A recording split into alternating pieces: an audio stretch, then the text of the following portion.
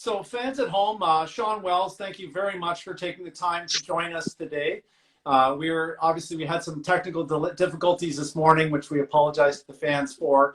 But listen, I want to talk to you because you've sort of got this reputation, obviously, as the keto guy now. You know, I know that wasn't your intention, but it just kind of, as that diet exploded. So tell us a bit about how did you get into the whole keto sort of craze? Yeah, it was over 20 years ago that I started into this, and it was really one out of need because I ended up having a number of autoimmune issues with Epstein-Barr virus, fibromyalgia, chronic fatigue, Hashimoto's all hitting me, and I was struggling in pain. I couldn't get out of bed. I was inflamed for about 6 months. And I started digging into two books, one by Lyle McDonald, The Ketogenic Diet for the Practitioner, and the other book was by Dan Duchaine, The Body Opus. And both of these books were, obviously very counterculture and way ahead of their time. And I ended up digging around on message boards as well. I was on bodybuilding.com quite a bit back then, and I decided to give the diet a try, and it helped me get out of bed. It helped give me my energy back. I was able to get back to my master's program in nutrition and biochemistry, and it really gave me my life back. So that's where it all started, and I've been kind of known for it ever since. Now, for fans at home, they don't know that obviously you're one of the top formulators that's ever been in the supplement industry, and you came from a registered dietitian background. So you came from the sort of medical field. I believe you were there for about 10 years in preparation for getting in the supplement industry. When you were a dietitian, did you see, I mean, the American Dietetic Association, they seemed to be against, at the time, the lower carb movement. Did you see that firsthand in the trenches in the hospitals and things? Oh, 100,000,000%. And it got to the point that I was doing formulating on the side, and it got to the point when I got the call from Dymatize when I was working clinically. I was like, I can't do this anymore, because I was literally having to prescribe low-fat diets for people that had cardiac issues. I was prescribing low sodium diets for everyone who had hypertension. I was prescribing carbs all day long for people that had diabetes. It gets to the point where it's so frustrating, and it's called standard of care, SOC, that you have to follow. And especially like when I worked in acute nursing facilities, basically nursing homes, they are so heavily regulated. You get, state and federal teams that come in and audit you. And in the hospitals, you get JACO that audits you, and you can lose your license. You can get fined. You can go to jail, like, for not following standard of care. So if I put someone on a ketogenic diet that has cardiac issues, or someone that has Alzheimer's, like, and they die because they're already elderly, then I could be sitting in court. So it just got to the point where it was just too frustrating. I remember a conversation with a medical doctor, the rounding physician at this one facility, where I wanted to put someone on creatine to protect against muscle mass loss, like sarcopenia, cachexia. And he said, there's no studies for that. I said, there's 500 studies on creatine. And these studies that for these medicines that you're putting them on, there might be one or two studies where they've done it several times to make it, finally fit the FDA's guidelines. And it's just frustrating. So sorry to go long, but it's frustrating. Now, the keto diet, I mean, I've read early literature that in the 30s they were experimenting with this to help treat convulsions in epilepsy. And then obviously, like in the diet industry, there's diets that are cyclical. They get very trendy. You know, we have seen this ketogenic diet continue to come out, and it overlaps with fasting and low carb, and it just kind of evolves. You know, and then obviously I think you saw Atkins sort of bring this in, and it kind of caught on to mainstream in terms of using fats for fuel versus the demonizing that had been done by the media. Tell us a bit about the progression that you're aware of in terms of how did we get to where we are now from your top of your mind? Yeah, and those are great points. Like, I don't consider it a diet. I mean, this isn't like South Beach diet and ice Yeah. cream diet and you know, the whatever diet that's some kind of trend. This is an alternate fuel source. And really it was one that we were meant to be tapping into quite often. We were metabolically flexible probably up until we got so industrialized and had this over-processed, ultra-processed food, and the food availability that we have is so extreme. You know, if we went back just even 100 years ago, let alone thousands of years ago, we would be fasting all the time because we didn't have the money or we couldn't find the food. We would be, you know, eating meat through the winter because plants weren't available. We would be, you know, and when we had plants, they would have been high fiber, high resistant starch. We would have been hypocaloric because of the physicality of our life, manual labor, of hunting, of planting things, of, you know, surviving. And so quite often, probably, you know, it's been estimated with paleo and some of these other things that maybe 50% of the time we would have been using ketones for fuel.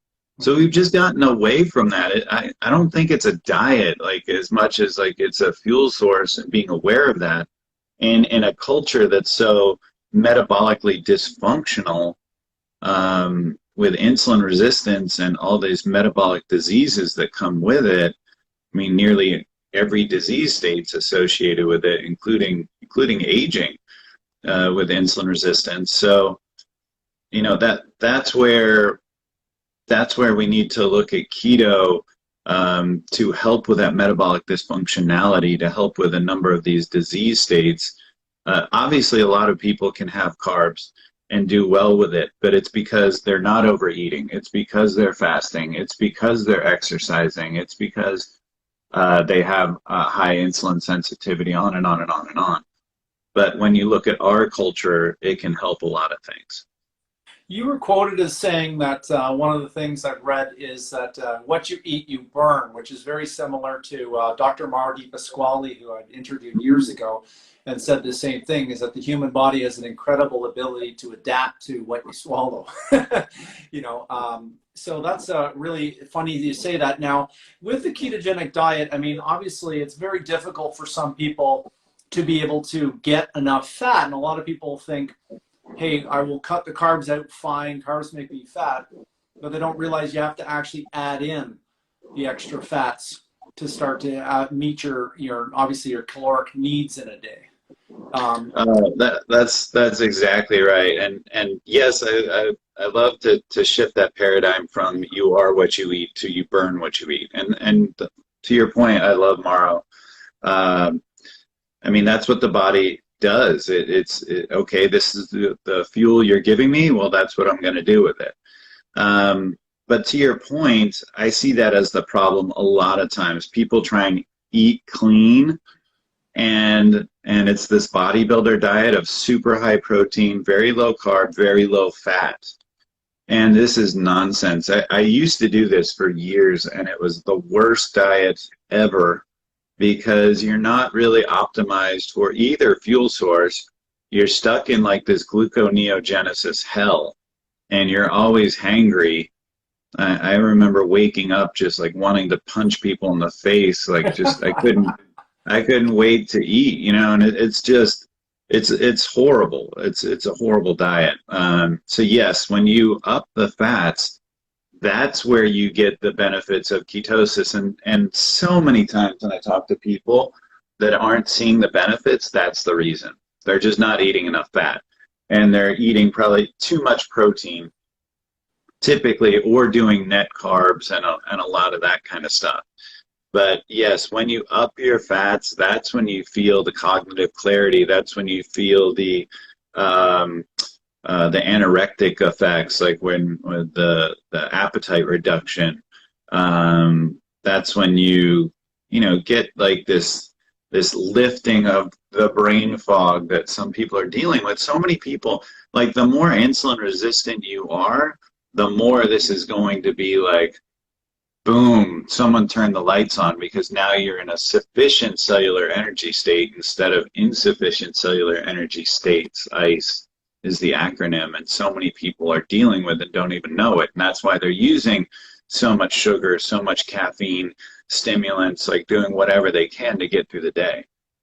One of my favorite websites is priceplow.com, and I just found that the detail that they've done is just so phenomenal. So for those of you who want to know even more about this, I mean, the use of Alzheimer's and treating that with ketogenic diets, and it's just amazing, really. But I think what you said is really key, is that you've got to add the fats in if you're going to lower the carbs. You don't just take the bodybuilding approach and just eat extra chicken breasts. You know, that's always been the mentality, is protein can't make me fat. And you touched on gluconeogenesis. For those of you at home, that is the production of glucose from other substrates like protein. And a lot of people don't realize that protein will convert into a carbohydrate or a fat, depending on you know, how much you have and what your other metabolic needs are. Okay, so then taking this forward, we saw obviously MCT oils come and go. Back in the day, I used to see the Cap Try, if you remember that, with John Perillo in the glass jars, and we've sort of seen that evolve now. Now let's talk a bit about just MCT. A lot of people interchange the word coconut oil and MCT oil. Can you just explain that those are two different things? Yeah, MCTs can be found in coconut oil, and quite often are derived from coconut oil, or another source that's popular is palm oil. But coconut oil is largely lauric acid, C12, which has its own benefits. There's some data with astrocytes in the brain. There's some really amazing benefits with the immune system, especially like a form called monolaurin. That's something to look into right now with COVID in particular. It's potently virucidal and antipathogenic. So C12 has a lot of benefits, and I'm a big fan, but it's the C8 and C10 that are the MCTs. And so it's very different the way your body processes lauric acid versus the medium chain fatty acids or triglycerides.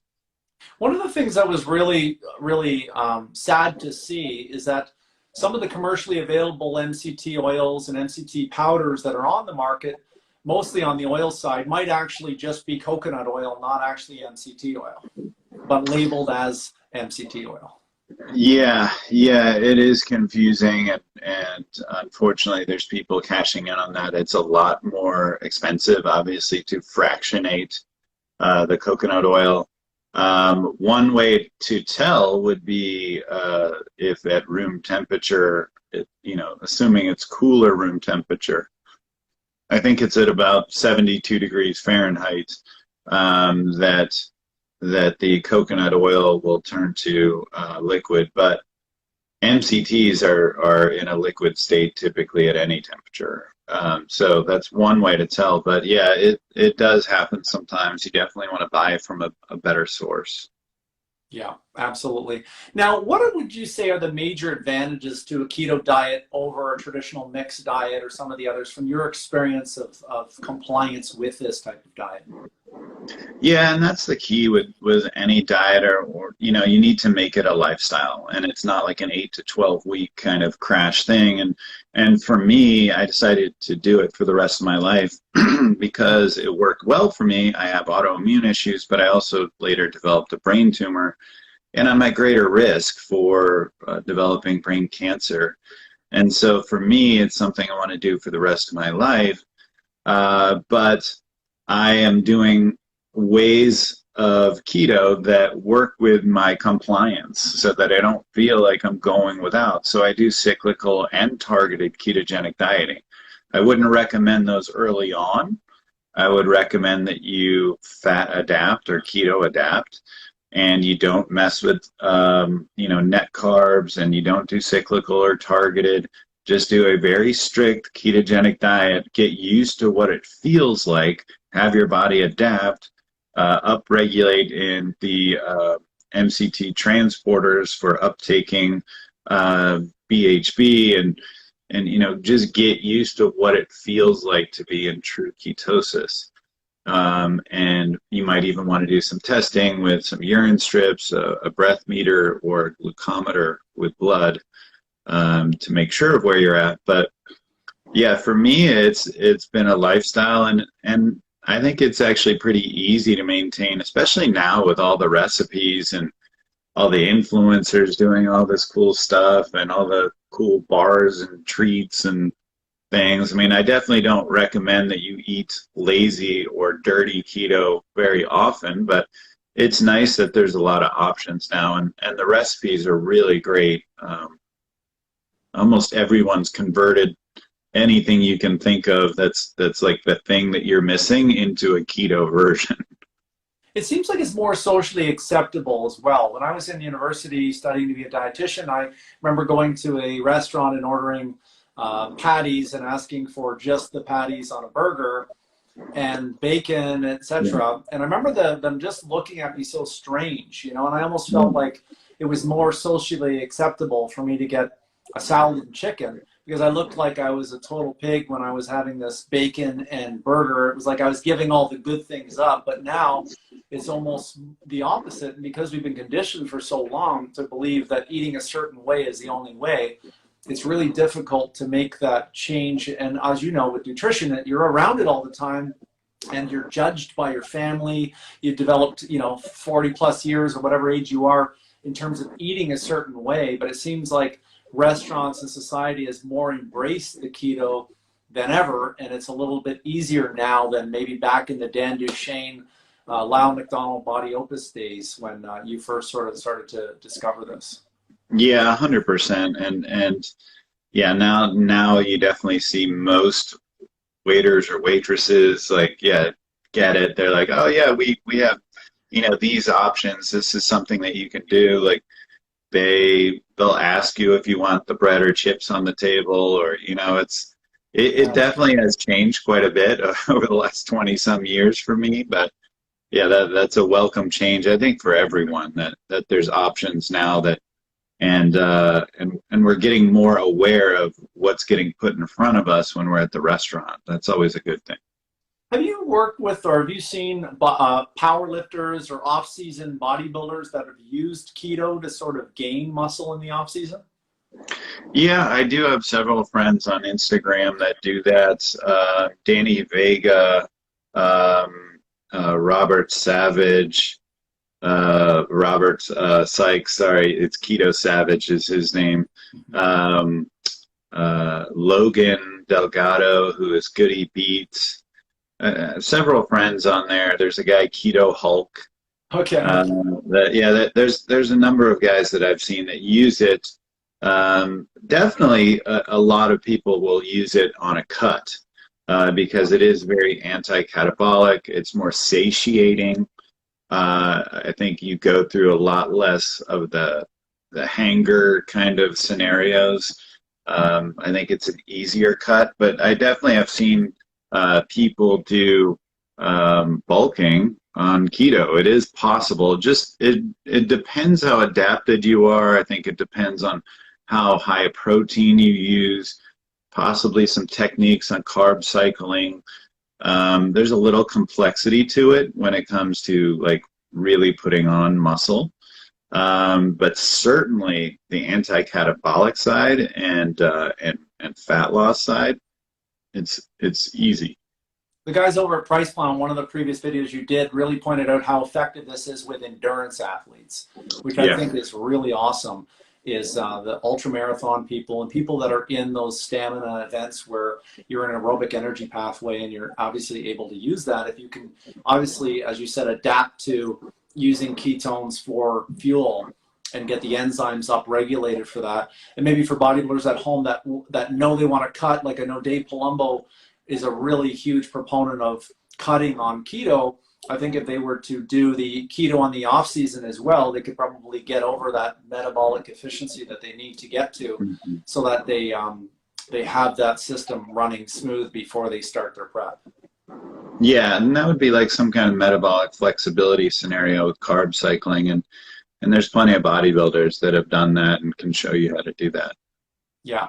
Now, in terms of I've seen Bhp Salts quite popular a few years ago on the market, and you were obviously the first person I'm aware of that actually brought these onto the market and made them available. Tell me about how that all went, because obviously we see them everywhere. We don't know, sort of fans at home know that how that kind of got to be. Yeah, it was really just an idea, and working with my partner in China, Kai Lin, and we had an idea to do ketones. There were some esters, but we found a way to turn it into a powder, and that was through doing salts, these mineral salts, and then we worked on doing the active isomer. We have a patent on that, the RBHB, also called DBHB, and then we have some data that shows that the active isomers is about 3 times more effective at raising plasma BHB. And then interestingly, sodium is about 30% more effective than calcium. Calcium seems to be, I don't know, more of a buffer. It just doesn't work as well at raising ketones as the sodium form. And typically on the ketogenic diets, you need more sodium, and most athletes need more sodium. They're often hyponatremic. So I'm a big fan of using sodium BHB as much as needed, and I don't really care about daily values. Yeah, your body is going to regulate that anyways, I believe. And haven't they in the dietetics world abandoned the whole let's cut salt down in our diet? Unless it's ultra low, it really isn't going to have an effect, because over time that's obviously balanced out by your kidneys, etc. Yeah. Okay, so for the people at home, the 3 ketone bodies, acetoacetate, beta-hydroxybutyrate, and acetone, and the BHP salt you're talking about is beta-hydroxybutyrate. That's what we commonly call as BHP salts. Is that correct? Correct. Yeah. Yep. Okay, and then so what in terms of what NNB Nutrition, where you're the chief science officer, what exactly has this? You have one specific form of that, so it's not just all BHP salts are created equal. You guys have actually patented one that is actually the most effective form of the group. Would that be correct? Yeah, the active isomer, which is like biologically equivalent to what you have in your body.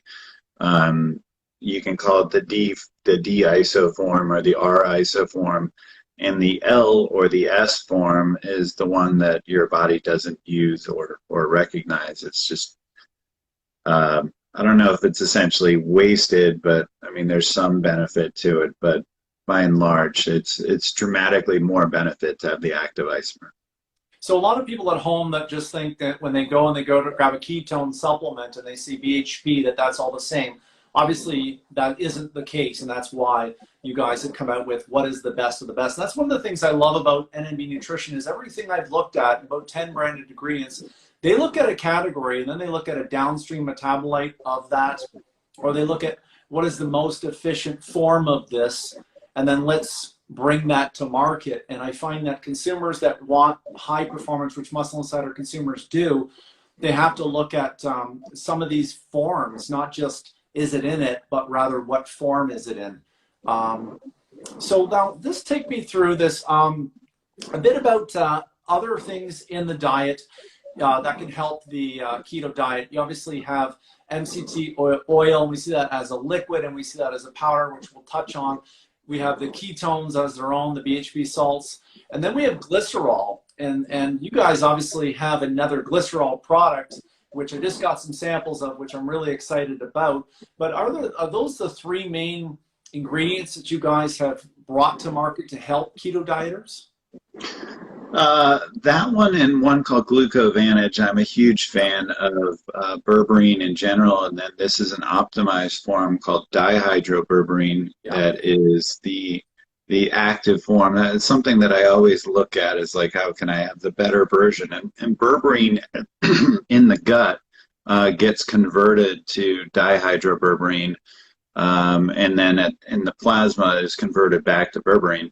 But it's about 5 to 6 times more active, so you can lower the dose pretty dramatically. With the dihydroberberine, you have less GI distress as well, and it's just more effective in general.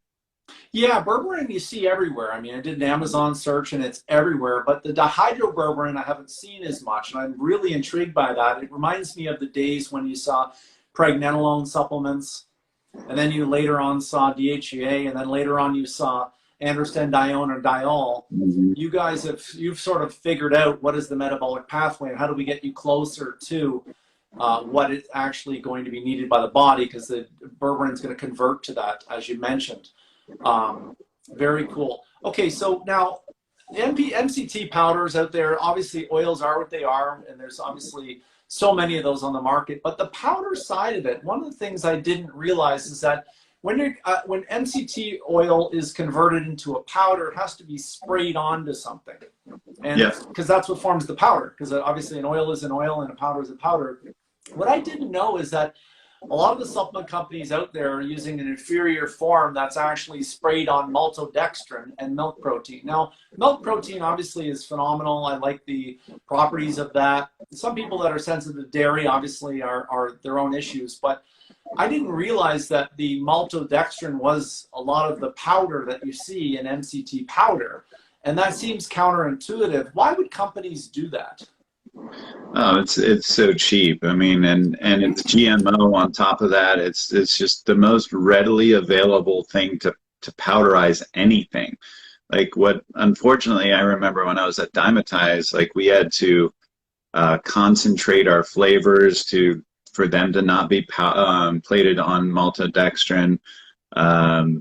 You know, it's everywhere. And maltodextrin is in everything, everywhere. It's so ubiquitous. It's frustrating, and it does spike your blood sugar. And again, it's typically GMO. So, yeah, I'm not a big fan of that. With NNB, the C8VANTAGE, it's plated on tapioca fiber and pea protein isolate. We do make a version that is milk protein isolate that does serve as kind of the dairy creamer if you don't want the vegan version. But we do have a vegan version as well. That's probably our most popular version of the C8VANTAGE. Yeah, I didn't realize that. I actually got a sample of it here, which was phenomenal, the C8VANTAGE, and I use it in coffee. And I'm just amazed that I had no stomach upset or anything like that. And I had a lot of energy, tasted great. In fact, I was able to use less sweetener in my coffee because, as you know, MCTs enhance the flavor of that. Now, is it true? I thought I saw a video you were explaining that MCT oils are actually used in the food industry to enhance flavor. Yeah, exactly. Yeah, and that's one of the fun things that you can do with like, you know, literally making dips or like syrups or, you know, things like that with keto is using MCT oil. And yeah, you can really bring out the flavors of the food and have fun with that. So yeah, I'm a big fan of MCTs. Like you said, you get the cellular energy from them. They enhance the flavor. You'll feel less hungry. You'll feel more of the brain clarity. That's why it's so popular with like the bulletproof style coffee, for sure. A lot of the gamers, I'm sure the gaming market, which we see exploding, companies like Ghost getting into it, Redcon getting into it, a lot of these companies getting into it, Iovate. And I imagine the keto diet would probably help these people, especially once they get themselves efficient at processing that. Very exciting. Now, food sources. Obviously, we've got coconut oil, we've got palm oil, but I understand as well that you can find this in um, milk and cheese and sheep and goat dairy products. I never even knew that they were really high in that. Yeah, yeah, butter. You'll find some in there, but I wouldn't say it's a high source. They have some butyrate as well in the dairy sources, which is unique and interesting. But really, like you said, like the best sources are going to be the palm oil and the coconut oil, and then just fractionating out the rest of the fatty acids to get to the MCTs. Something I forgot to ask you is that a lot of the times what I saw with John Perillo bringing MCTs to the market was to help when he did, one of the guys that brought it, obviously there's a lot of people back in the day that brought that, it was protein sparing and carbohydrate sparing. So off-season bodybuilders seem to be using that at the time for that. Can you tell me a bit about that for those who are obviously wanting to use protein for repair and maybe carbohydrates for glycogen replenishment, etc.? But the use of MCT oils as being protein sparing. Yeah, when you consume MCTs, you're going to elevate plasma BHB, beta hydroxybutyrate, and that has been shown to be lean body mass sparing. It's anti-catabolic, and it makes sense because going back to what we were talking about before, you burn what you eat. The last thing your body wants to burn, the most important tissue it wants to protect, is the lean body mass. So you get better at burning the fats, and you spare the lean body mass. And that's one of the benefits of keto in general, but certainly of having MCTs. And then absolutely, it's glycogen sparing as well, because again, you're optimizing for using fats as fuel. Yeah, that's where I think that the off-season bodybuilders and powerlifters could obviously benefit from those extra calories. Going over this now, obviously, we're going to touch on the C6s, C8, C10, C12, because that's obviously a whole other part that I want to cover today. But some people have told me that when they add MCT oils to their diet, they may feel some stomach upset. What causes that?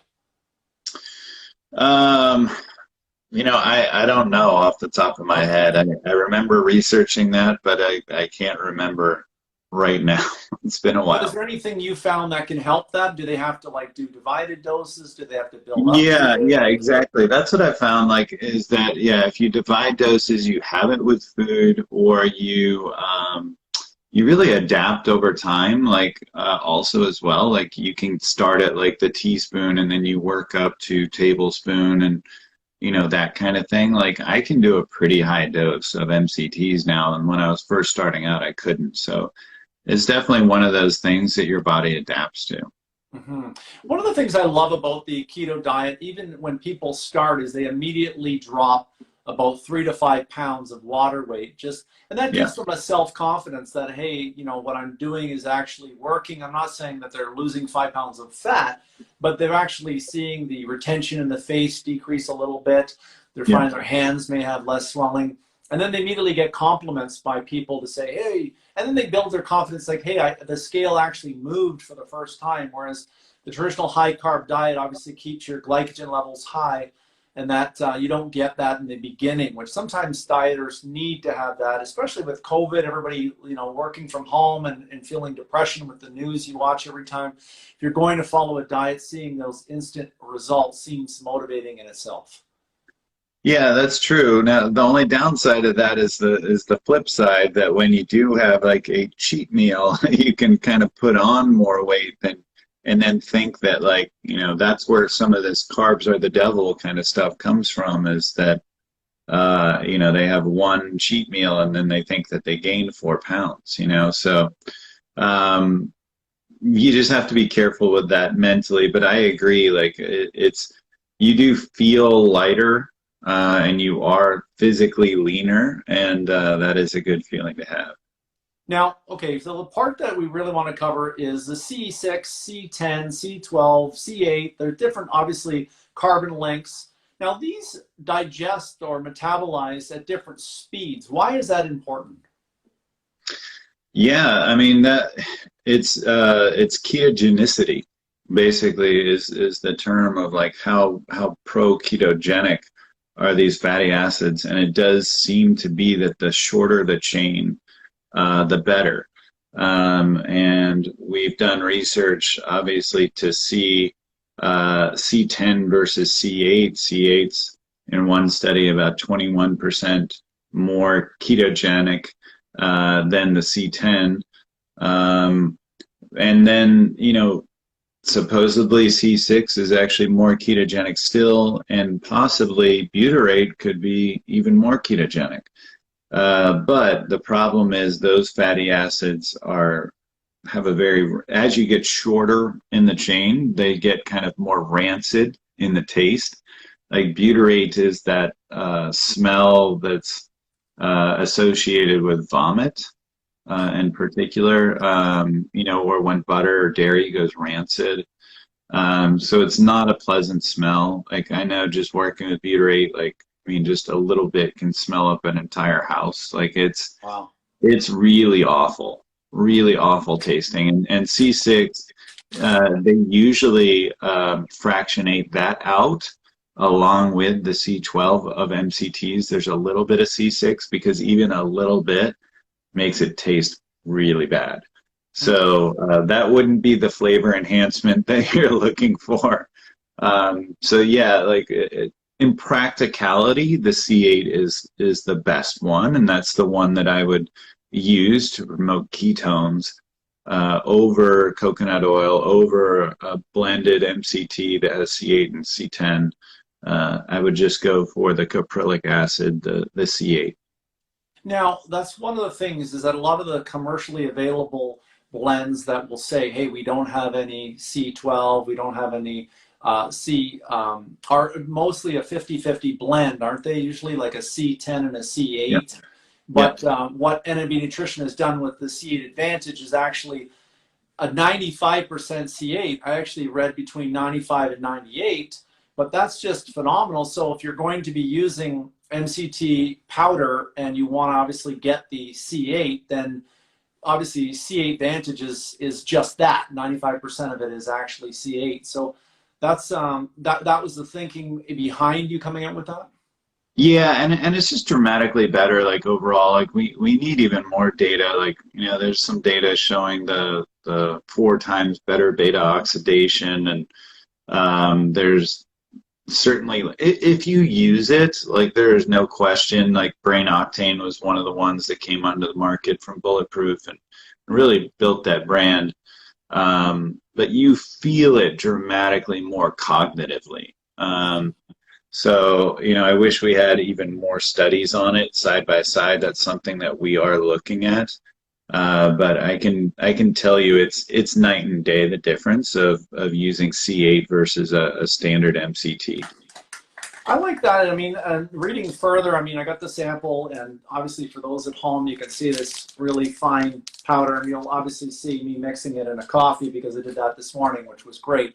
But for formulators out there, you have obviously a vegan option, that is the pea protein and obviously the C8 powder, and that's been sprayed against the tapioca fiber, which is also a prebiotic fiber, is it not? Correct. And we've actually done research. Sometimes people talk about tapioca starch, and it's really just IMO and isomaltol oligosaccharide, and it has a glycemic effect. This is a true fiber. It is prebiotic. It has no glycemic effect. We've done research on it and shown that. So that's an important distinction. And I read somewhere that MCT oils help with gut health overall, helping that whole culture be obviously balanced. And that's obviously we're seeing more and more immunity and fat loss and things tied to gut health. And so with this, you're getting a prebiotic and you're getting a vegan MCT powder. And you also obviously have a milk-based one I think is more suitable. Milk protein is used rather than the pea protein. And that's used for creamers and things for people who want that, or MRPs where they want that creamy mouthfeel. Yeah, there's an interesting relationship between, I actually want to do more research on this with beta hydroxybutyrate and other butyrate compounds, to the point I was talking about before. Like, just butyrate is a postbiotic, like the probiotics, the bacteria in the gut make butyrate. And if you were just a straight carnivore, you wouldn't use fiber. You don't ferment fiber. You just use butyrate for fuel in the gut. And it does seem that, like, beta hydroxybutyrate, there's a correlation to elevated butyrate levels and vice versa. It's really interesting. And then I am considering that one of the ways that maybe it's anti-catabolic could be the HMB pathway, which is another butyrate compound.